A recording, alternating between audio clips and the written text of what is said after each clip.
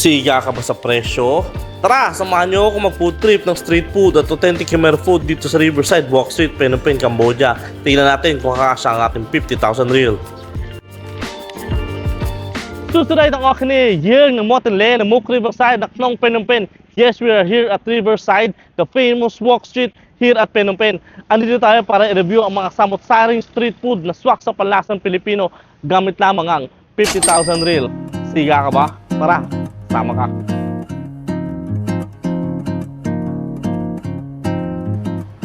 Riverside, no? I-review natin ang mga pagkain street food, samot-saring street food. Kapasok mo pa lang, hubungad kayo agad sa'yo yung mga restaurant, mga kainan, no? Ang maganda, meron ditong CR. Bago ka pumasok ng Walk Street, meron kang masisiaran muna. So, pasok mo. Ready ka na sa food trip at gala.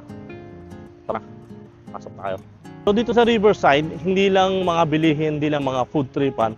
Meron din dito mga floating restaurant. Mga pwede kang mag-ride habang kumakain. Babaybayin yung buong Mekong River. E-enjoy niyo yung Mekong River, no? So, andito tayo sa bungad ng Walk Street. So, pagpasok nyo pa lang, makikita nyo na agad yung Walk Street na signage, no? Araw na to, hindi siya masyadong maraming nagtitinda, gawa nga ng weekdays, pero expected natin.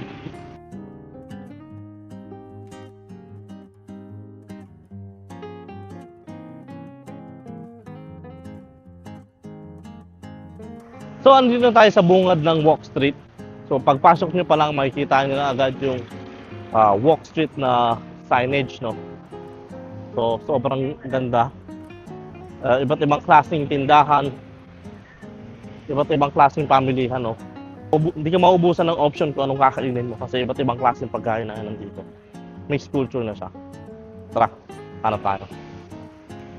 So, ito-try natin kung meron tayong mahanap na Pilipino makakausap, may interview kung ano yung mga experience nila dito sa Walk Street, kung magkano yung budget na inaabot nila, kung swak ba sa panlasang Pilipino mga kinakain nila. Tara. So, ang Walk Street, no, dito siya sa may Kingdom of Cambodia, sa Palace, Kingdom Palace ng Cambodia. So, walking distance lang. So, mga lokal na pamilya nag-i-enjoy dito. So, update natin ang presyo, no? So, nakakita tayo ng hotdog, Cambodian hotdog. So, ang presyo ng hotdog nasa 4,000 real. So, meron lang tayong 46,000 para kasusin. So, bumili tayo ng Cambodian sausage, no? Meron siyang mga budbud na chili powder, pampaenhance siguro ng lasa, pampaanghang. Para siyang langgunisa, pero yung size niya is hotdog. Makikita mo sa loob yung mga laman-laman, yung mga taba-taba, yung mga ingredients sa loob. So, tikman na natin. Ikaw muna.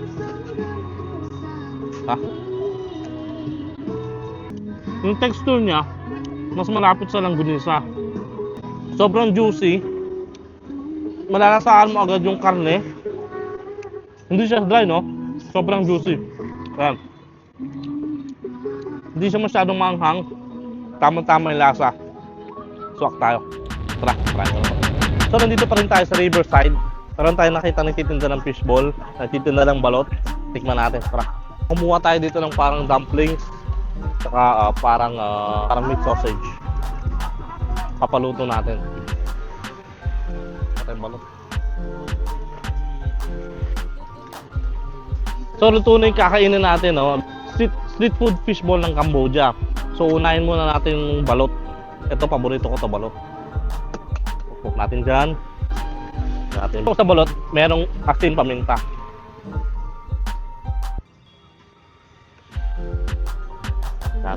Try natin itong balot.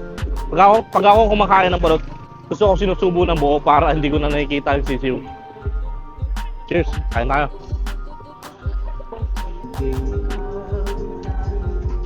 Normal na balot. Try na natin yung fishball street food ng Cambodia. Unahin natin itong maling. Cheers! Yung lasa niya, maling talaga siya. Malalasahan mo yung pagka-processed food, yung pagka-spicy nung lasa. Okay. Ay, subukan naman natin itong fried dumpling. Ikaw muna. Okay ka na? Cheers. Meron siyang lasang pumuputok yung loob. May laman yung loob niya. So pag kinain mo, hindi lang yung labas ng mga titikman mo, pati yung laman sa loob. Para siyang ground pork yung karne. Sarap. To update tayo, meron na tayong 40,000 rin. Maghahanap pa tayo ng kakainin. Patayin nyo mo.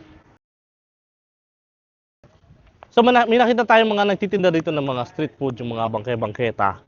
Try natin yung pagkain nila. Tara. May nakita tayo dito ng tindahan ng mga, alam mo yun, exotic food. So subukan siguro natin yung mga 3 klase ng insektong tinitinda nila dito, no?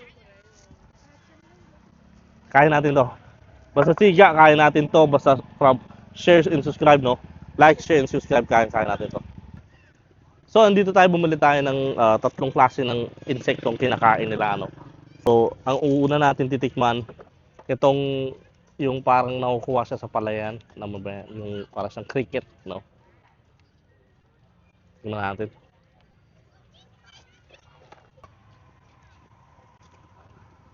Hindi naman siya masama yung lasa. Alam mo yung parang siyang chicharon na walang lasa. Ang nagpapalasa lang sa kanya yung mga, alam mo yung parang mga betchin niya, yung asin niya. So, kung kakain ka na ito, hindi naman masyadong masama. So, next natin itong parang siyang kukun, no? Kukun. Yan, kukun. Tignan natin, huwag natin patagalin ito. Habang tumatagal, lalo nahihirapan ako. Okay, tignan natin.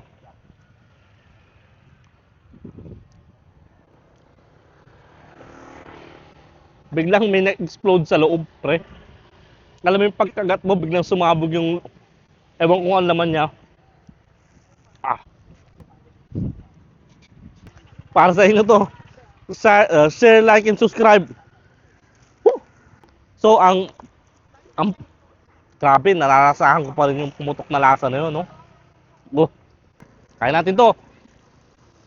So, next natin, no? So, malaking ipis. Grabe. Nakikita mo yung gaano kalaki siya, no? Para, tingnan mo.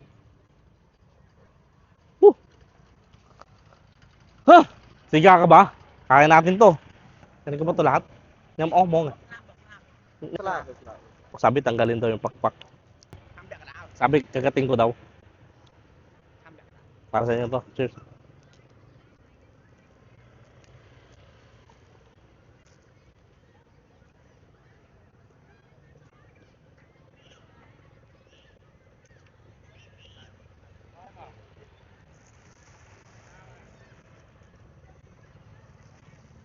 Ang hirap paglukan, pre.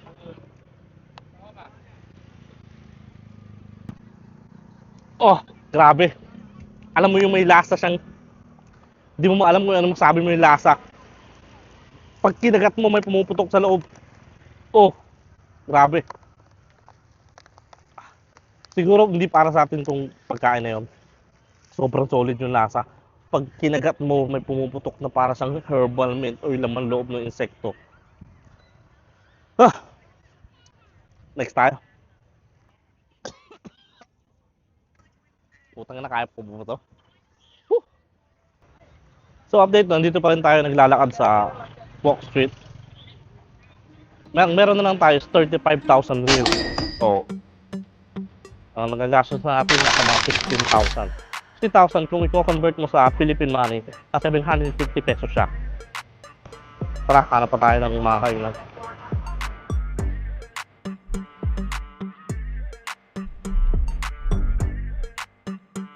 Ilang mga pagkain kibera mga nandito, may mga Indian food din na nadaanan natin kanina. So, hanap siguro tayo ng isang kainan. Pwede natin upuan. Pwede tayong pahinga habang naghahanap tayo ng order lang. Tara, tama ka.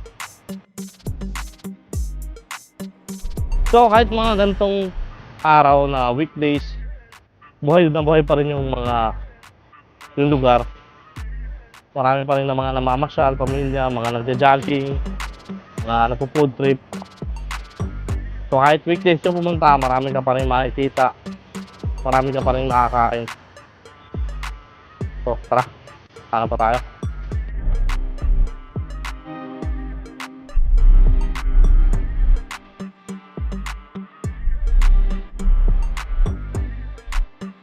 So, nandito tayo sa isang restaurant sa gilid ng Riverside, sa may Walk Street. Nandito pa rin tayo. So, umorder tayo ng dalawang klaseng Khmer authentic food. Ang first dish natin is amok, which is may kasama na siyang rice. I believe isda siya, no? Amok usually isda talaga. And then, authentic Khmer soup, chicken soup. Each dish worth $5, no? So, nasa mga 40,000. So, kanina ang natira natin pera is 35,000. So, negative tayo ng 5,000. So, which is okay lang. Since this is all restaurant food. So, medyo expensive lang konti. Kamo sa mga odd sa labas. Pero kung 50,000 ang pera mo, sobrang swak na nun pare. 50,000 baka may sukli ka pa. Try natin to. Natin tong fish curry or fish amok.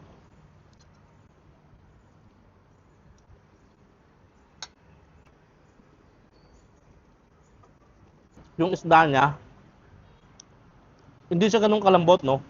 Manguya mo pa yung texture niya. Tapos, yung curry, yung gata, naglalaban dun sa lasa ng isda. So, sobrang perfect combination siya. May konting anghang ng konti. Pero sobrang solid yung combination niya. Ngayon, itry naman natin sa kanin. Kuha tayo ng konting fish amok. Lagyan natin ng sauce. Kuha tayo ng konting kanin. Perfect bite. Ito muna. Okay ka na? Cheers! Sobrang perfect ng combination, no? Yung rice, yung curry, yung gata. Worth $5, 20,000 real. Sobrang sulit ka na. May hapunan ka na. May lakas ka na ulit para trabaho bukas. So, tikman natin tong chicken soup nila, no? Yung texture na, meron siyang mga mushroom, bell pepper, chicken chunks, yan. So, tikman muna natin yung sabaw.